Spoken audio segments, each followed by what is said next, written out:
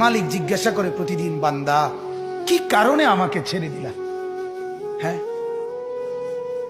রাত 12টা বাজে তুমি ঘুমায় গেলা, মা ঘুমায় গেল, বাপ ঘুমায় গেল, বিবিও ঘুমায় গেছে, পাড়া পড়শি ঘুমায় গেছে। আল্লাহ বলেন, আমি তো ঘুমাই নাই বান্দা, আমিও তো ঘুমাই নাই।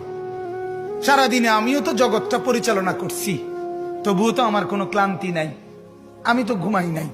কেন ঘুমাই নাই জানো বান্দা? রাতের 2টা বাজে যদি তোমার পেশাব করতে হয়, রাতের 3টা বাজে যদি তোমার দরজা খুলতে হয়, তখন যদি তোমাকে উঠতে হয়, আর আমি যদি ঘুমায় যাই বান্দা, তোমারে চোখ মেলে দিবে কে?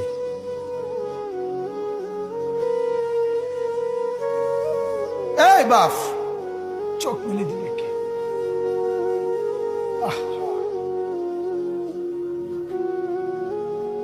আল্লাহ আমাদেরকে মাফ করে। কোরআনুল কারীমের মধ্যে আল্লাহ তাআলা বলছে, ওয়া হুয়াল্লাযী ইয়াতাওয়াফফাকুম বিল-লাইল। কোরআনে আল্লাহ বলে, বান্দা শোনো, প্রত্যেকটা মানুষকে রাত গভীরে যে ঘুম আমি দেই, সেটা ঘুম না, আমি ওয়াফাত দেই, আমি মূলত মৃত্যু দিয়ে দেই। আবার আমি দয়া করে একটা নির্দিষ্ট সময় পরে চূড়ান্ত মৃত্যু দেব বলে আমি আবার সেই হায়াত সকালবেলা যখন জাগতে শুরু হয় তখন আমি ফিরাই দেয় আল্লাহ। এমনও মানুষ আছে পৃথিবীতে, রাত্রিবেলা ঘুমাইছিল ভালো মানুষ, সকালবেলা আর জাগে নাই।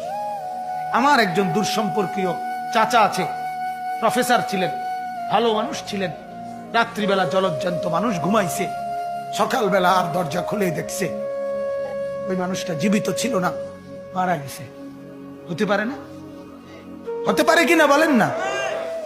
তাইলে বছরের পর বছর, মাসের পর মাস, এই বাপ, বাহিরের কারো চিন্তা করে বাদ দেন। আপনারা যারা বসছেন, আপনাকে বলছি, আপনি কষ্ট করে বসছেন, রাতের 12টা বাজে, রাতের 12টা বাজে, এত কষ্ট করে বসছেন, বিনিময়ে একটু ভাবেন, একটু ভাবেন, অনুরোধ আমার, একটু ভাবেন।